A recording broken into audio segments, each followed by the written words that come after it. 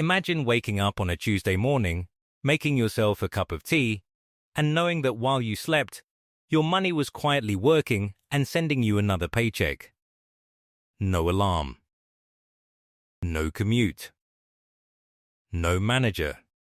Just income arriving in your account because of decisions you made years ago. That is the dream a growing number of people in the UK are working toward.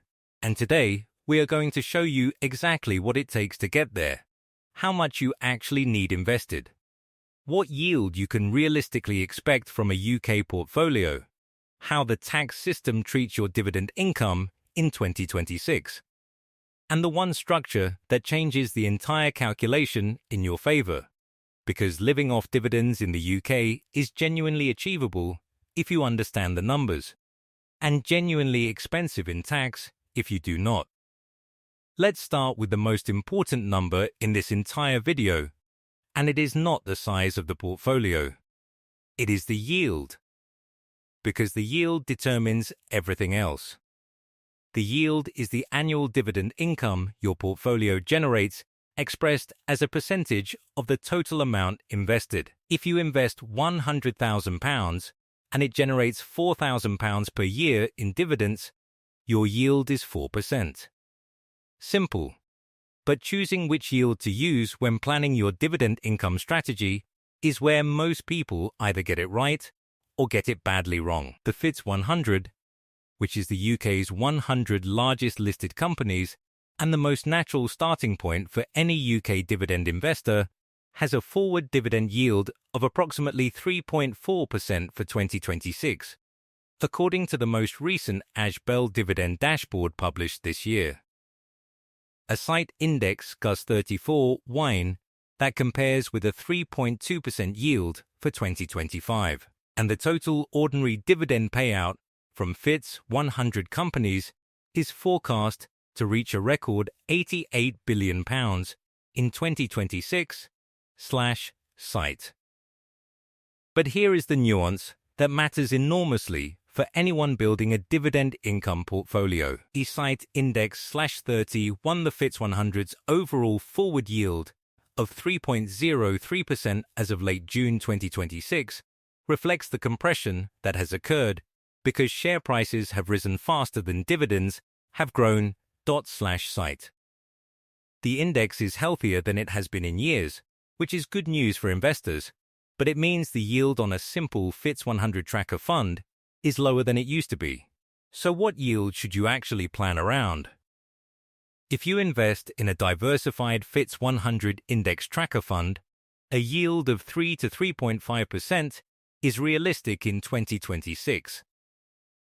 If you build a more concentrated portfolio of higher-yielding FTSE 100 dividend payers, you can realistically target yields of 5 to 6%. Site Index, SOS 29, the FTSE 100's 10 highest-yielding stocks currently offer between 5.82% and 7.59%, concentrated in life insurance, real estate, investment banking, and tobacco. Site. And if you are willing to accept some concentration risk and do the research, a carefully selected basket of 6 to 8 high-yield FTSE 100 names can produce an average yield in the 5 to 6% range. Site Index SESH 31 19A's an example.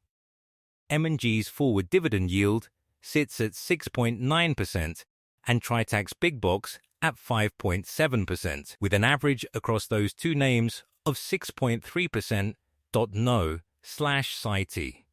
For this video, we are going to use 3 yield scenarios. A conservative 3.5%, which is what a broad FTSE 100 tracker would deliver. A moderate 5%, which is achievable with a portfolio tilted toward higher yielding but still diversified UK equities. And an optimistic 6%, which requires more research and more concentration but is achievable for a committed income investor. And we are going to show you what each scenario means in terms of the portfolio size you need. But before we run the numbers, there is a critical piece of the picture that most videos about dividend investing in the UK gloss over or get wrong, and it is the tax situation in 2026. Because the dividend tax rules changed significantly from the 6th of April 2026, and if you are holding dividend-paying shares outside an ISA or pension, those changes affect you directly. Site Index ftse 43 1 dies. From the 6th of April 2026, the basic dividend tax rate rose from 8.75% to 10.75%, and the higher rate rose from 33.75% to 35.75%. The additional rate is unchanged at 39.35%. Site. The dividend allowance, which is the amount of dividend income you can receive tax-free each year outside an ISA, remains at just £500 for 2026/27. That is down from £5,000 in 2017, and it is one of the stealthiest erosions of investor income that has happened in the UK tax system in recent memory.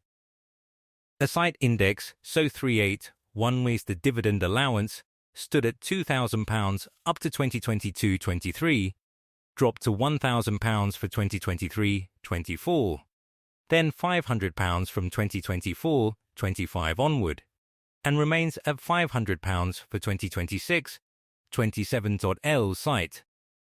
So what does that mean in practice? If you have no other income, and dividends are your only source of earnings, your personal allowance of £12,570 applies first, meaning the first £12,570 of dividend income is entirely tax-free. Then your £500 dividend allowance covers the next £500. Beyond that, you pay dividend tax at the basic rate of 10.75% on income up to £50,270, then the higher rate of 35.75% above that. A Site Index 39 one-pine dividends are treated as the top slice of your income, stacked on top of salary and other earnings. This means if your salary already uses up the personal allowance and pushes you into higher rate territory, all your dividends above the £500 allowance are taxed at 35.75%, even if your salary alone would not have triggered higher rate tax. Sell/Site.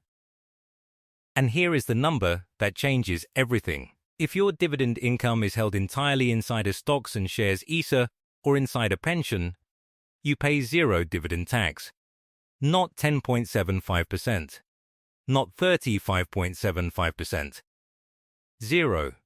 Every pound of dividend income generated inside an ISA or pension wrapper is yours, untouched by hmrc. Site Index plus 43 1 dividends held inside an ISA or pension sit outside all of this with no allowance needed and no tax to pay. /Sito. This is not a loophole. It is not aggressive tax planning. It is exactly what ISAs and pensions were designed to do, and it is the most important structural decision any UK dividend investor can make.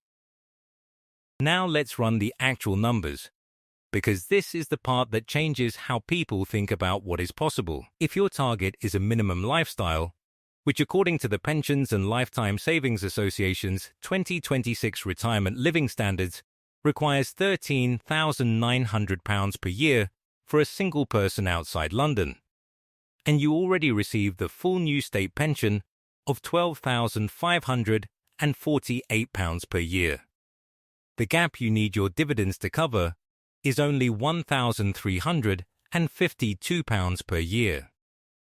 Using a conservative 3.5% yield, you need a portfolio of approximately £38,600 to generate that.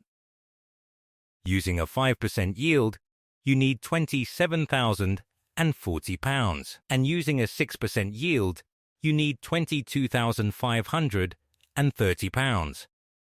Those are not intimidating numbers. The ISA allowance alone is £20,000 per year. A committed saver could reach those levels in 1 to 2 years. But most people are not aiming for the minimum. They are aiming for a life that actually feels like a reward for all those years of work. So let's look at the moderate standard, which the ftse says costs £32,700 per year for a single person.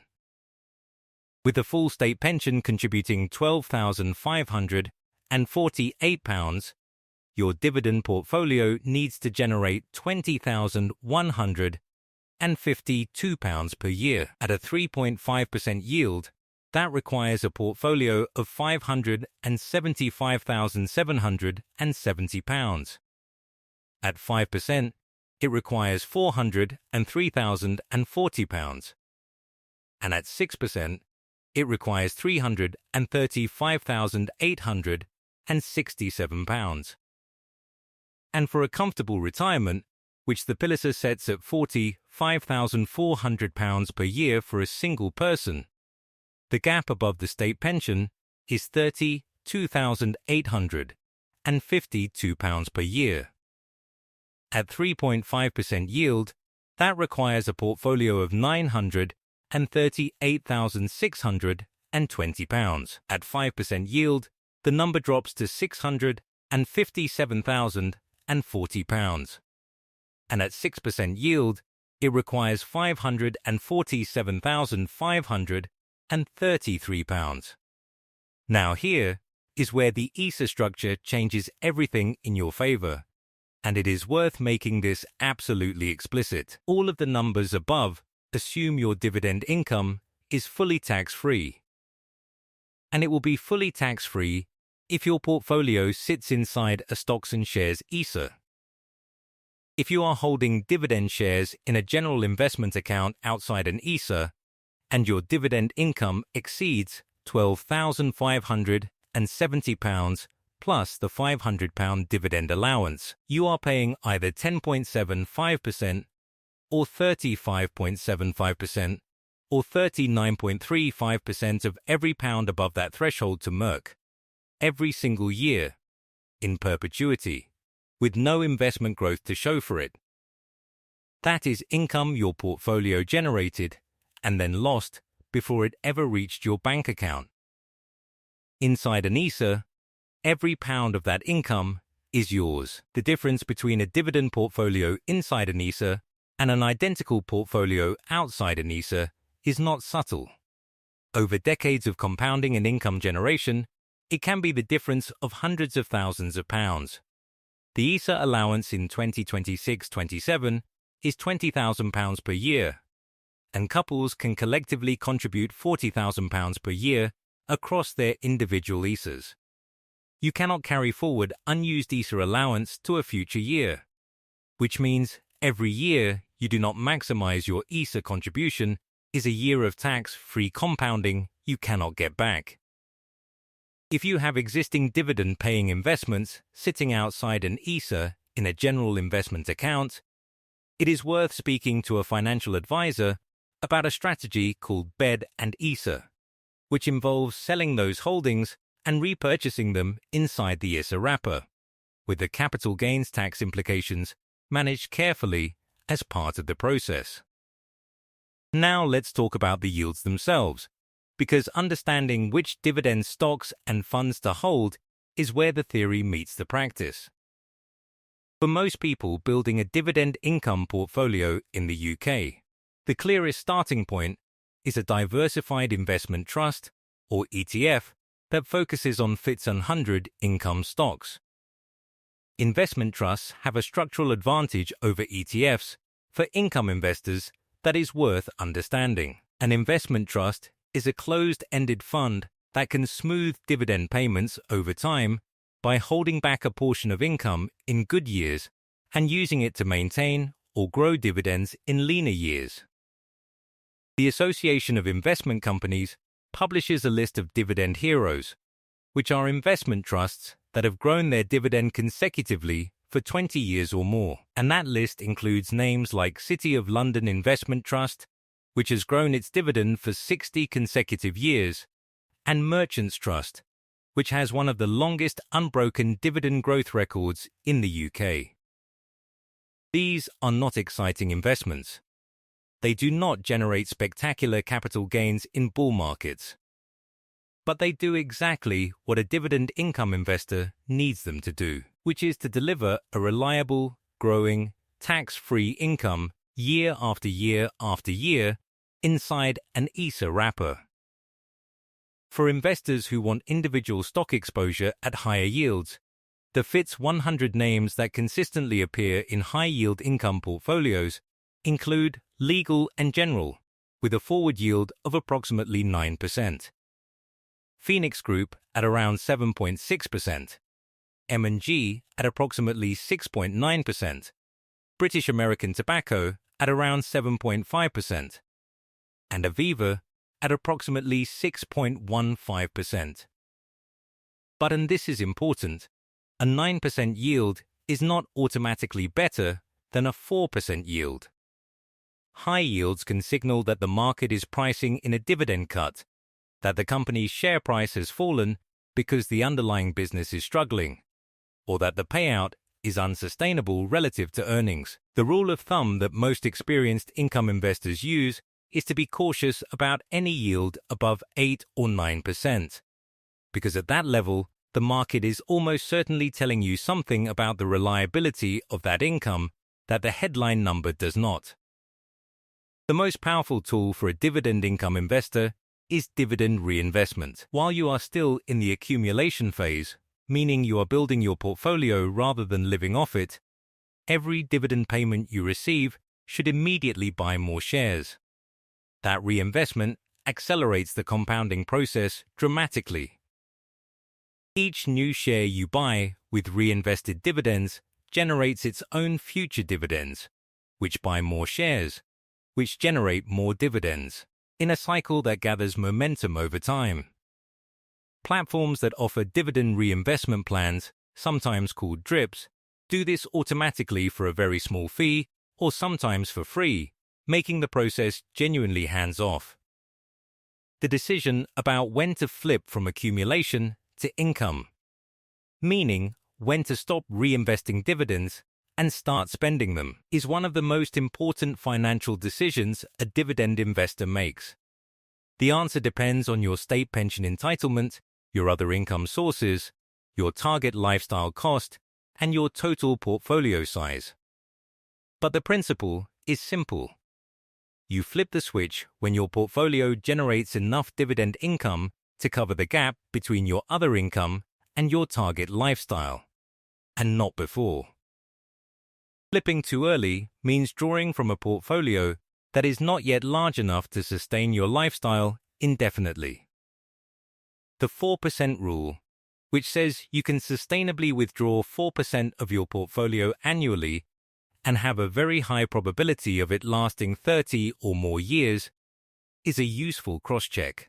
A portfolio that generates a 5% dividend yield is implicitly drawing down at 5%, which sits slightly above the conventional safe withdrawal rate, meaning you need to be confident that your dividends are growing over time to compensate for inflation rather than remaining static.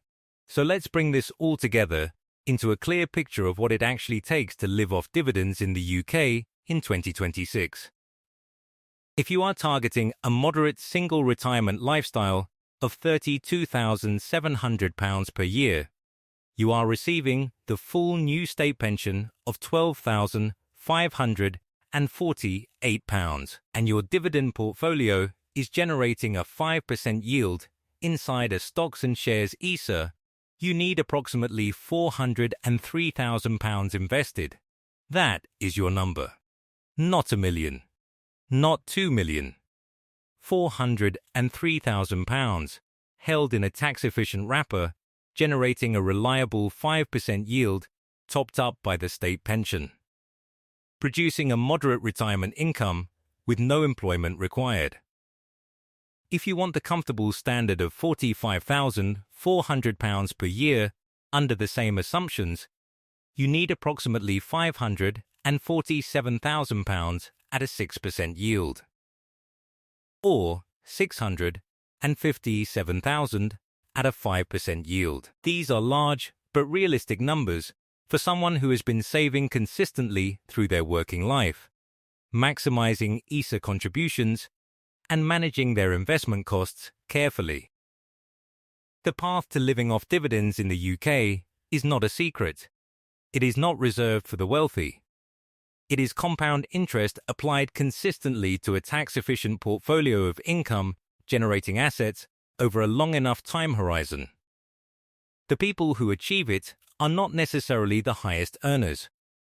They are the ones who started early, reinvested their dividends without exception during the accumulation years, kept their costs low, used their ISA allowance every single year without fail, and resisted the temptation to spend every pay rise before it could compound into something that would ultimately pay them back. If this video gave you a clearer picture of how dividend investing actually works in the UK, please hit the like button and subscribe for more straight-talking content on money and investing for people living and working in Britain. Thanks for watching, and I will see you in the next one.